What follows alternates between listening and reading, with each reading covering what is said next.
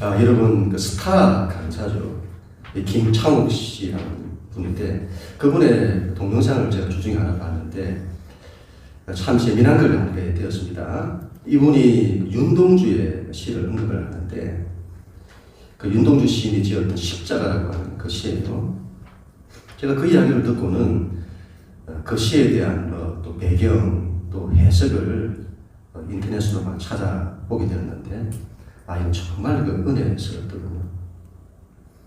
십자가라는 이 시에서 윤동주는 그 예수님을 괴로웠던 사람이고 동시에 행복한 사람으로 말하고 있습니다. 좀 이상하잖아요, 여러분. 정말 고독하고 외로웠던 그분인데 어떻게 그게 행복하냐 이 말이죠. 김창욱 씨가 이런 말을 해요. 사람이 진짜 원하면, 진짜 사랑하면 대가를 지불한대요. 대가를. 그렇죠? 우리도 여러분, 뭔가 정말 원하고 내가 정말 사랑하는 것이 있다면, 그걸 어떤 대가를 지불해서라도 그걸 얻기를 원하잖아요. 그리고 여러분, 그때 자기가 지불할 수 있는 그 최고의 대가가 자기 생명이라는 거죠. 자기 생명이다. 그 말은 여러분, 예수는 자기 생명, 자기 목숨을 준 만큼 사랑하는 사람이 있었다는 거예요. 십자가에 달릴 만큼 자기가 사랑했던 사람이 있었다. 그게 우리라는 거죠. 더 정확하게 말하면 나인 겁니다. 행복의 끝자락은 자기가 생명을 준 만큼 누군가를 사랑하는 거다. 그런 점에서 예수는 행복한 사람이다. 그래서 윤동주 시인이 예수를 괴로웠던 사람인 동시에 행복한 사람으로 그렸다는 겁니다. 여러분, 이 시인이 젊은 나이 20대 그런 생각을 했다는 거잖아요. 이거 얼마나 대단한지요. 저는 하나님의 구원의 방식이 그렇게 이루어진다고 봅니다. 하나님은 우리를 너무 사랑하시는 거예요. 우리는 여러분 정말 내가 상상하는 이상으로, 아니 내가 상상할 수 없을 정도로 하나님이 나를 사랑하시는 거죠. 그리고 그 하나님이 나를 구원하시기를 원하시는 겁니다. 나를 살리기를 원하시는 거예요. 그걸 위해서 당신의 목숨을 대가로 주시는 겁니다. 그게 십자가다 이 말이죠. 우리가 이런 그 지난 금요일에 그 원데이 다니엘 기도회를 우리 했잖아요. 다들 보신 줄로 믿습니다.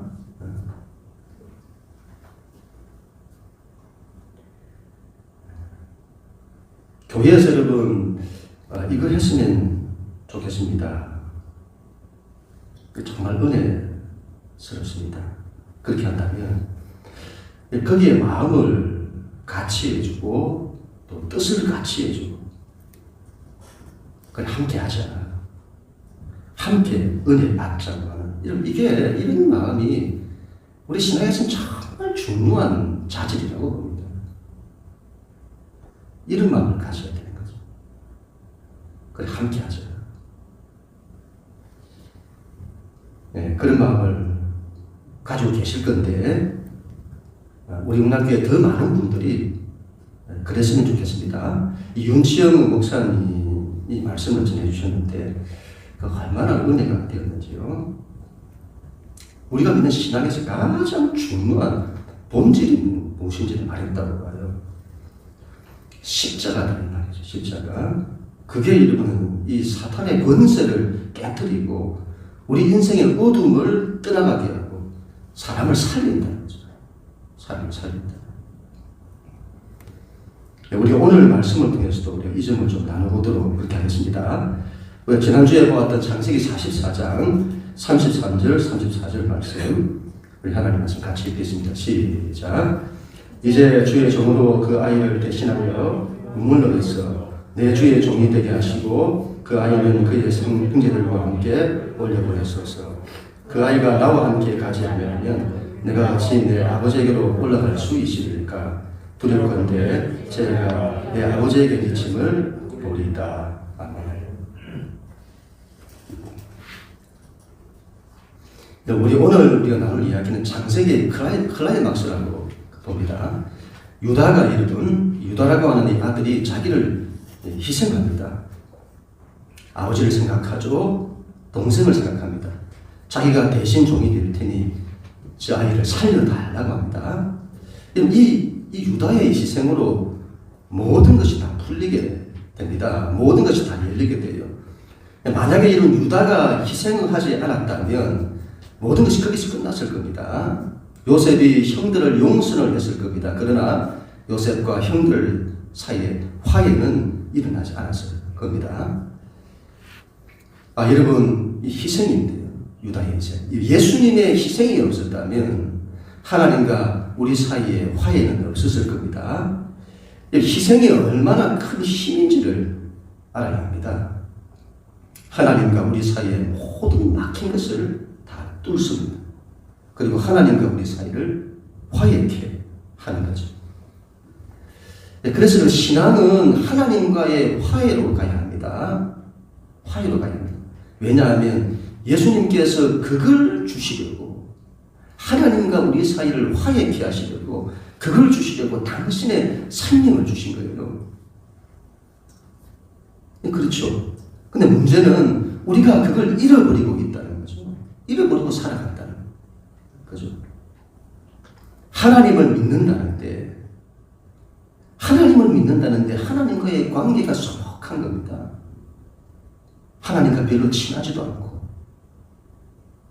하나님이 나를 좋아하고 나도 하나님 좋아하고, 그게 신앙은 그게 돼야 되잖아요. 그게 안 되는 거예요. 그렇다면 우리는 예수님의 죽음을 헛되이 하고 있는 거죠. 예수님께서 당신의 생명을 희생하면서까지 그걸 이루셨는데 그걸 우리가 중요하게 여기지 않는 거죠. 여러분, 한번 생각을 한번 해보세요. 하나님이 나와 함께 하신다. 하나님이 나와 함께 하신다는 것이 이게 얼마나 엄청난 사건인지. 여러분, 대통령이 나와 함께 하는 것도 아닌 하나님이 나와 함께 하시는 거잖아요. 하나님이 얼마나 크신지. 우리 하나님이 얼마나 크고 높으신 분이신지. 우리는 그 하나님을 너무 작게 보는 것 아닐까요? 자기 수준에서 보자. 자기 수준에서. 그래서 하나님을 너무 작게, 자기처럼 여기는 거죠. 인간은 하나님께 대한 감지 능력이 떨어진다고 봅니다. 아마 우리가 다음에 하나님 앞에 우리가 서게 되면 깜짝 놀랄지 모르겠습니다. 하나님께서 그렇게 크신 분인지를 내가 몰랐던 거죠. 하나님이 그러신 줄 알았다면 그 하나님 더 가까이 하고 더 함께 했을 건데. 여러분, 하나님은 우리가 생각하는, 우리가 상상하는 것보다 훨씬 더, 이건 우리가 말로 다 표현할 수 없을 정도로 하나님은 그만큼 크신 분이실 것입니다. 그런 하나님이시기 때문에 여러분, 그 하나님은 내가 하나님을 함께 하고 싶다고 해서 나와 함께 해주시고, 내가 만나고 싶다고 해서 만나주시고, 여러분, 하나님은 그런 대상이 아니세요. 내가 대통령 만나고 싶다고 해서 만나주나요? 그렇지 않죠. 그런데 여러분, 예수님께서 우리에게 그 길을 열어주신 겁니다. 어떻게 이런 그 크신 하나님이 나와 함께 하시다니요. 그 하나님이 나를 사랑하시다니요. 이런 걸 볼 때 우리 예수님의 십자가가 얼마나 큰 은혜인지요. 하나님과의 나와의 관계를 화해케 회복시켜 주시잖아요. 하나님이 나를 사랑하고 내가 하나님을 사랑하는 사이로, 하나님과 나와의 사이를 그런 사이로 만들어 준 겁니다. 예수님의 십자가. 그게 얼마나 큰 은혜인지. 우리는 예수님의 이 희생이 헛되지 않게 해야 될 것입니다. 희생의 힘, 이 희생이 얼마나 큰 힘인지를 우리가 알아야겠습니다. 유다의 희생을 통해서 모든 길이 다 열리게 됩니다. 요셉의 희생은 말할 것도 없습니다. 하나님의 오늘 생명의 역사가 어떻게 일어나냐? 요셉도 희생하고 유다도 희생하고 그 아버지 야곱이 희생한 것도 그것은 또 말할 것도 없고, 이들의 희생을 통해서 모든 것이 다 회복되는 겁니다. 그동안의 모든 상처와 아픔과 고통과 혼돈과 어둠과 그 모든 것이 다 치유되는 거예요. 이게 희생의 힘인 겁니다. 이 희생은 여러분 정말 하나님의 위대한 방법입니다. 예수님의 십자가가 여러분 기독교 역사의 클라이막스인 것처럼 요셉과 유다의 이 희생에 대한 이야기가 창세기의 클라이막스인 겁니다. 이런 희생하는 사람이 되어야 합니다. 강요된 희생 말고, 희생을 강요를 하면요, 그것만큼 또 큰 폭력이 없어요. 사람을 사랑하는 겁니다. 그를 사랑하는 거예요. 그를 위하는 거죠. 그리고 그를 살리고자 하는 거예요. 그걸 위해서 내 자신을 희생하는 겁니다. 그것만큼 큰 힘이 없는 줄 믿습니다. 그것만큼 큰 능력이 없어요. 그래서 십자가의 도를 이렇게 말하잖아요. 십자가의 도가 멸망하는 자들에게는 어리석은 것이나 구원을 얻은 우리에게는 하나님의 능력이다. 이건 이제 하나님의 능력입니다. 사람의 능력이 아니고 십자가, 희생의 힘, 이를 반드시 붙드는 우리 모두가 될 수 있기를 간절히 축복합니다. 오늘 말씀 1절 2절 말씀인데 우리 하나님 말씀 같이 읽습니다. 시작. 요셉이 시종하는 자들 앞에서 거정을 웃게 하지 못하여 소리질러 모든 사람을 자기에게서 물러가라 하고 형제들에게 자기를 알리니 그때 그와 함께한 다른 사람이 없었더라. 요셉이 큰 소리로 우니 애굽 사람에게 들으며 바로의 공중에 들리더라. 아멘. 요셉이 이런 통곡을 합니다. 이 속에서는 목팍쳐 나오는 이 감정을 억제하지 못하고 종들을 물러가게 하고는 형들 앞에서 드디어 자기를 밝히게 됩니다. 요셉이 큰 소리로 웁니다. 이 말은 너무 해롭다는 거죠. 통곡하면서 우는 겁니다. 무엇이 여러분 그로 하여금 통곡하게 했을까요? 무엇이 요셉으로 하여금 통곡하게 했을까요? 바로 유다의 희생 때문이죠. 유다의 아버지와 그 동생에 대한 그 생각. 저 아이가 없으면 아버지가 죽을 겁니다. 저 아이만은 안 됩니다. 저 아이만은 아버지께로 가야 합니다. 저 아이만은 살려야 합니다. 저 아이를 살려주세요. 제가 대신 종이 되겠습니다. 제가 대신 죽겠습니다. 이 세상에서 가장 고귀한 것이 사랑입니다. 그것도 여러분 생명을 살리기 위해서 자신을 희생하는 겁니다. 그게 얼마나 귀한 건지, 이건 여러분 하나님이 가지신 마음인 거죠. 하나님이 가지신 마음이에요. 그래서 여러분 그 마음을 우리가 가지면 이 사랑, 이 희생된 사랑, 이걸 가지게 되면 이게 숭고하게 느껴지는 거예요. 하나님이 가지신 마음이기 때문에. 그래서 이런 마음은 하나님도 감동하시고 사람도 감동하는 겁니다. 이 희생적 사랑이 사람을 녹여요. 유다의 희생이 요셉을 움직인 겁니다. 요셉이 여러분 이렇게 될 줄 예상을 했을까요? 아마 예상 못했을 겁니다. 요셉은 그저 알고 싶었던 겁니다. 형들이 어떻게 바뀌었는지. 그래서 시험한 거예요. 이건 예상치 못했을 겁니다. 과거의 형들을 생각하면 이건 상상도 할 수 없는 일인 거죠.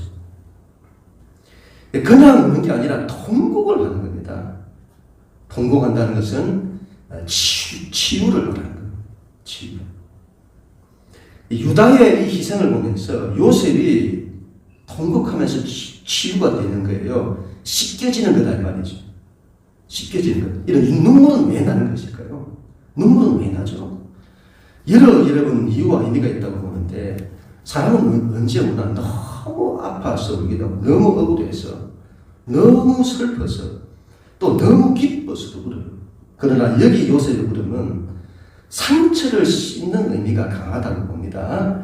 그동안 쌓여왔던 그동안 억눌려왔던 상처와 아픔들, 그 서름들, 형들을 용서했기, 이미 이전에 형들을 용서했기 때문에 어느 정도 치유되었지만 그의 무의식의 깊은 곳에 자리 잡고 있었다. 그 상처와 아픔, 그동안 고생했던 것, 죽도록 힘들었던 것, 그 모든 것이 다 씻겨져 나가는 겁니다. 그게 눈물이 되어서 밖으로 여러분 터져나오는 거예요. 통곡을 했다면 그냥 우는 것이 아니라 통곡을 했다는 것은 그의 내면 속에 가장 깊은 곳에 있는 아픔까지 다 이게 끄집어 올라와서는 씻겨져 밖으로 나갔다는 것을 말씀하는 겁니다. 또한 이건 여러분 기쁨의 눈물이기도 한 겁니다. 가족에 대한 그리움, 아버지에 대한 사랑, 동생에 대한 사랑, 형들에 대한 그리움과 이제 변화된 형들의 모습을 보면서 그 안에 기쁨이 너무 컸어요. 여러분 사람이 변화될 때 제일 기쁘잖아요. 형들이 변화된 그 모습을 보니까 너무 기뻐서 이게 그 기쁨이 눈물로 터져 나오게 된 것이죠. 요셉이 형들에게 자기를 밝히잖아요. 3절 4절 말씀인데 같이 읽습니다. 시작. 요셉이 그 형들에게 이르되 나는 요셉이라 내 아버지께서 아직 살아계신다니까. 형들이 그 앞에서 놀라서 대답하지 못하더라. 요셉이 형들에게 이르되 내게로 가까이 오소서. 그들이 가까이 가니 이르되 나는 당신들의 아우 요셉이니 당신들이 애굽의 한 자라. 아멘. 내 아버지께서 살아계십니까? 요셉이 이제부터 여러분 내 아버지 이렇게 말해요. 내 아버지 살아계십니까? 이때 여러분 요셉은 애굽의 국노 총리가 아니라 한 아버지의 아들이요 형들의 동생으로 돌아가요. 지금까지 요셉은 공적인 관계로 형들을 대했습니다. 그래서 그는 높은 사람이었고 두려움의 대상이었습니다. 그런데 이제는 그 모든 걸 내려놓고 그들의 동생으로 돌아가는 거죠. 이걸 여러분 가족 공동체라고 합니다. 가족 공동체. 우리가 예수님을 믿어서 하나님과 가족 공동체가 되잖아요. 하나님과 가족 공동체. 이전에 하나님은 너무도 높으신 분이셨고 너무도 두려우신 분이셨습니다. 그런데 하나님과 가족 공동체가 되면 그 모든 것이 무장해제가 되어져요. 그래서 하나님을 하나님이라 하지 않고 아버지라고 부를 수 있게 되는 겁니다. 하나님은 아버지라고 부르는 거죠. 요셉이 이렇게 말하잖아요. 내게로 가까이 오소서. 그들이 가까이 가니 이런 화해가 일어나고 있음을 말하는 겁니다. 멀어져 있던 그들의 관계가 회복되어서 가까이 되고 있는 거예요. 하나님과 나와의 관계가 가까워지는. 그래서 하나님이 내가 이리 가까이 온다.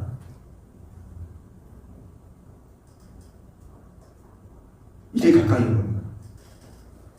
내 하나님, 제가 하나님 가까이 갑니다.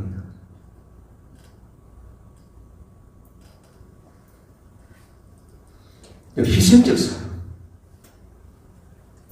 이 십자가의 이 사랑이 얼마나 엄청난 힘을 가졌는지를 보여주는 겁니다. 그 사람의 깊은 상처와 아픔을 다 씻어내는 거예요. 사람을 치유합니다. 그리고 화해케 하잖아요. 다 살려내는 거죠. 이걸 구원이라고 하는 겁니다. 구원은 희생, 십자가를 통해서 오는 거라는 걸 말씀하죠. 이게 클라이막스예요. 하나님은 이걸 말하고 싶은 겁니다. 우리 하나님 말씀 5절, 7절 말씀인데 마지막으로 같이 읽습니다. 시작. 당신들이 나를 이곳에 팔았다고 해서 근심하지 마소서. 한탄하지 마소서. 하나님의 생명을 구원하시려고 나를 당신들보다 먼저 보내셨나이다. 하나님의 큰 구원으로 당신들의 생명을 보존하고 당신들의 후손을 세상에 두시려고 나를 당신들보다 먼저 보내셨다니. 아멘. 여러분, 이 말씀은 창세기에서 정말 중요한 말씀입니다. 요셉이 지난 세월에 자기 인생을 돌이키면서 그가 내린 결론이다 이렇게 볼 수 있습니다. 요셉이 그동안 얼마나 많은 질문을 했을까요? 왜 그랬을까? 왜 그랬을까? 형들은 왜 그랬을까? 나에게 왜 그랬을까? 그리고 내 인생은 왜 이럴까? 내 인생은 왜 이럴까? 이 세상에 하나님이 없는 사람들은 자기 인생에 대한 뜻이 없어요. 자기 인생의 고통에 대해서도 뜻이 없습니다. 그러나 하나님이 있는 사람은 자기 인생에 대한 하나님의 분명한 메시지가 있는 거죠. 이 시브리인들의 정말 독특한 점이 뭐냐면 이 세상 모든 존재하는 것에는 그 이유와 목적이 있다는 거예요. 그걸 읽어내는 겁니다. 이는 정말 중요한 삶의 자질이라고 봐요. 요셉도 그런 겁니다. 하나님의 뜻이 있을 거예요. 그리고 그가 내린 결론이 그 모든 것을 하나님이 하셨다는 거죠. 바울도 그렇게 말하잖아요. 하나님이 하셨다. 하나님이 생명을 구원하시려고 그렇게 하셨습니다. 그렇게 고백하는 거예요. 우리 같으면 여러분 이런 상황에서 어떻게 이야기를 했을까요? 내가 얼마나 고생을 했는지, 죽는 줄 알았다. 그리고 그걸 어떻게 내가 이겨냈는지, 내가 어떻게 애국의 국무총리가 되었는지, 그거 말하고 싶은 거잖아요. 근데 요셉은 그 결정적인 순간에 하나님을 생각하는 거예요. 하나님은. 그리고 이 모든 것은 하나님이 하셨다고 고백하는 거예요. 지난 세월에 자신의 그 많은 우여곡절과 그 모든 아픔과 고통 그 모든 것에 하나님의 뜻이 있었다고 고백하는 겁니다. 아니, 이건 너무 억지 같은 주장 아닐까요? 기독교인들이 늘 쓰는 말, 하나님이 하셨습니다. 너무 상투적인 말 아닐까요? 대체 요셉은 어떻게 이해를 했기에 그런 결론을 냈을까요? 자신의 고통을 이거 정당화하기 위해서 그런 것 아닐까요? 우리가 고통을 겪으면 늘 하는 말이잖아요. 하나님의 뜻이 있을 거야. 그래야 고통이 정당화되니까. 그런 것 아닐까요? 요셉은 대체 어떻게 이해를 했기에 그런 결론에 이르게 되었을까요? 여러분, 이 문제를 옳고 틀린 걸 가지고 이해를 하면 절대로 이런 결론에 이를 수가 없습니다. 그런 관점에서 바라보면 여러분, 하나님이 하셨다는 말은 이거 안 맞는 말이에요. 하나님이 하셨으면 이 모든 걸 하나님이 다 하셨다 한다면 형들이 요셉을 죽이려고 했고 노예로 팔아버리는 그런 것까지 그것도 다 하나님이 하셨다고요. 그러면 그들의 행위가 여러분 정당화 되잖아요. 그리고 여러분 죄 없는 요셉은 이 뭡니까? 욥의 고난처럼 왜 그가 그런 고난을 겪어야 하느냐는 말이죠. 하나님이 계시면 그렇게 되면 안 되죠. 이건 하나님이 하셨다고 말하면 안 되는 거예요. 여러분, 옳고 틀린 걸 밝히는 관점에서 이걸 바라보면 절대로 이 문제를 해결할 수 없습니다. 요셉이 이렇게 말하잖아요. 이 말이 대단히 중요하다고 보는데, 하나님이 생명을 구원하시려고 그렇게 하셨습니다.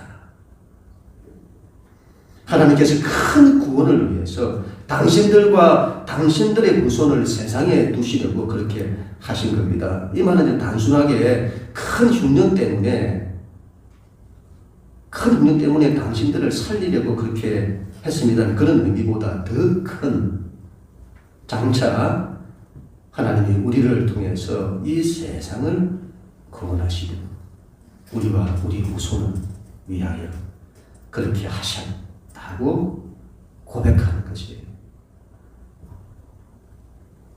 이렇게 생각을 해봤습니다. 왜 요셉이 그런 길을 가야만 했냐? 왜 요셉이 그런 길을 가야만 했습니까? 그게 하나님이 하신 거라면 하나님이 왜 그래야만 하시는 거냐?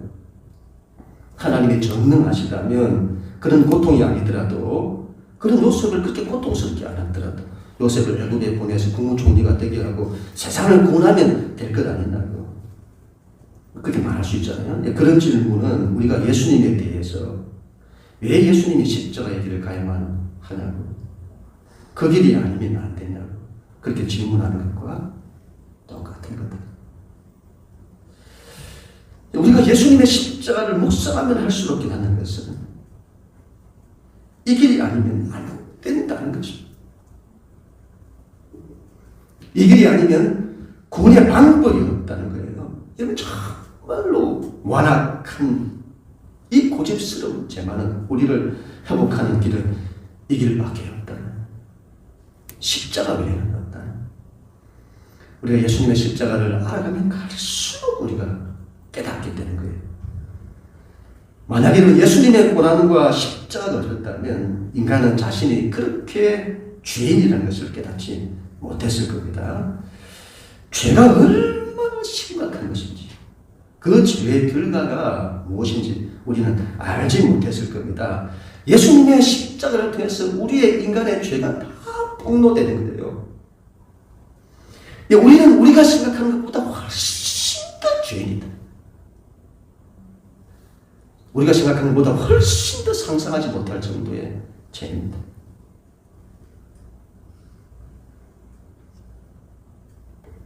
우리는 한 사람도 예외 없이 예수를 지금도 십자가에 못 박아 죽인 장본인들입니다. 우리는 하나님을 버린 자들이고 하나님을 죽인 자들. 우리는 정말 죄인인 거죠. 그게 여러분 십자가에 나타난 겁니다. 반대로 여러분, 그 십자가에서 그런 우리에 대한, 그런 죄인된 우리에 대한 하나님의 말로 닿을 수 없는 사랑이 밝혀지는 겁니다. 예수님의 십자가가 없었다면 인간은 하나님이 우리를 이렇게 사랑하시는지를 알지 못했을 겁니다. 나는 내가 상상하는 것보다 훨씬, 아니 상상도 못할 정도로 하나님이 나를 사랑하시는 거죠. 그게 바로 예수 그리스도의 그 억울한 고난과 그 십자가를 통해서 나타나게 된 것입니다. 왜 예수가 고난과 십자가를 길을 가야 합니까?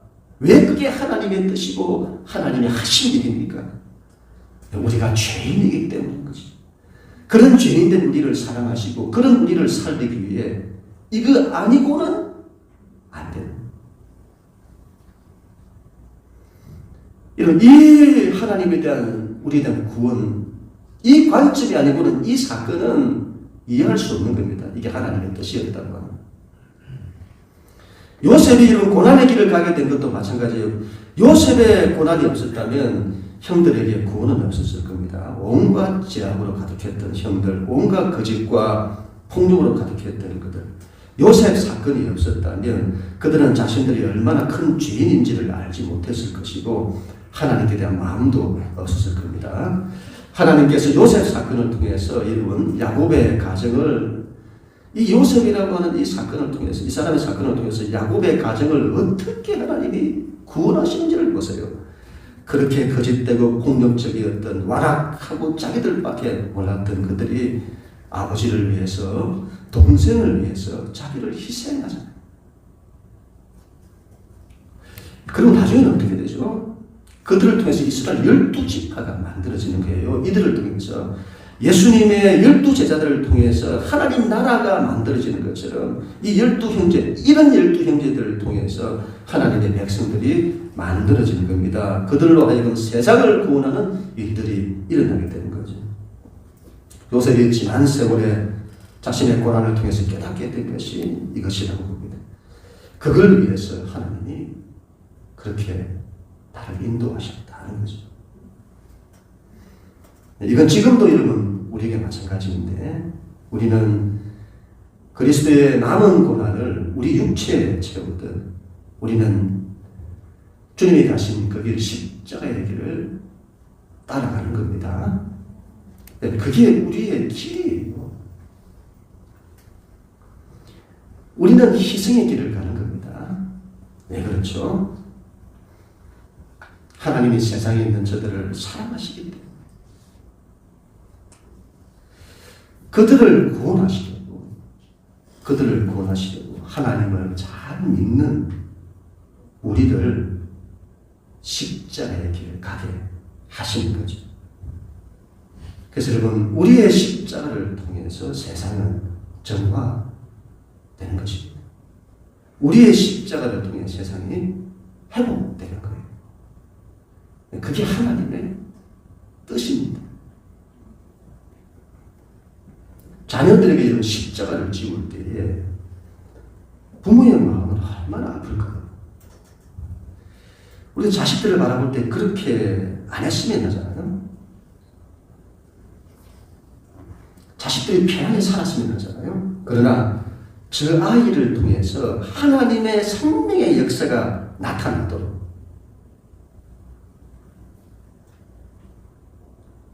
그 자녀로 하여금 이 길, 희생의 길을 가게 하는 거예요, 부모가. 부모는 그걸 기꺼이 받아들이는 겁니다. 그리고 그게 결국 그 아이를 위한 거라고 봅니다. 그런 자식이 세상을 살리는 사람으로 자라가는 거예요. 이 십자가가 싫어서 나도 안 지고, 자식에게는 그거 안 가르치고, 그건 여러분 자녀를 오냐오냐 키우는 것과 똑같은 거죠. 그게 자녀를 위한 것이 아닌 거죠. 오히려 자녀를 망치는 길입니다. 또한 이 요셉 사건은 여러분 옳고 틀린 걸로 이해하는 것이 아니라 은혜로 이해를 해야 된다고 봅니다. 성경은 하나님이 우리에게 베푸신 이 크신 사랑과 이 은혜의 관점에서 바라볼 때 모든 게 다 이해되는 거예요. 첫 번째로는 내가 이런 요셉이다. 내가 요셉의 입장이다. 그렇게 우리가 적용을 하게 되면 나의 희생을 통해서 다른 이들이 살아나잖아요. 나를 통해서 내 가정과 공동체와 이웃들이 회복되고 살아나는 거잖아요. 아, 그게 은혜구나. 그런 관점이 있고, 두 번째로는 내가 요셉의 형들이라. 나를 그렇게 빗대서 적용을 하게 되면 그런 죄만은 완악하고 거짓되고 폭력적인 그런 아일지라도 하나님이 나를 버리지 않으시고 나를 사랑하신다는, 그리고 그런 나를 마침내 이렇게 살리신다는, 그리고 그런 나를 하나님의 구원을 위해서 나를 사용하신다는, 이 하나님이 우리의 인생에 희망이 되는 겁니다. 그래서 살면서 어떤 고난과 절망의 상황에서도 이 하나님, 우리 하나님은 이 하나님이신데 이 하나님만 붙들면 그 하나님이 나를 살리실 거예요. 그리고 일어서는 거죠. 희망은 거기서 나오는 겁니다. 이 하나님에게서. 요즘 제가 다시 이런 마음이 막 요즘 부어졌어요. 하나님의 마음을 가져야 된다. 여러분, 이전에 그 마음을 그토록 내가 가지고 마음에 결심하고 했는데, 이게 살다 보면 어느 순간 또 잊어버려요. 이 마음이 다시 제게 부어졌습니다. 하나님의 마음을 가져야 한다. 우리 하나님의 마음은 살리는 거다. 구원이다. 사람을 살리는 거다. 그래서 우리가 인생에서 가장 크게 가져야 될 마음이 이 마음이다. 우리 영락교회는 살리는 교회가 되어야 한다. 우리는 살리는 사람들이어야 한다. 이 마음이 일어난 거예요. 하나님의 꿈과 비전을 살리는 거잖아요. 이 마음이, 이 하나님의 마음이 우리 안에 있어야 되겠다, 이 말이죠.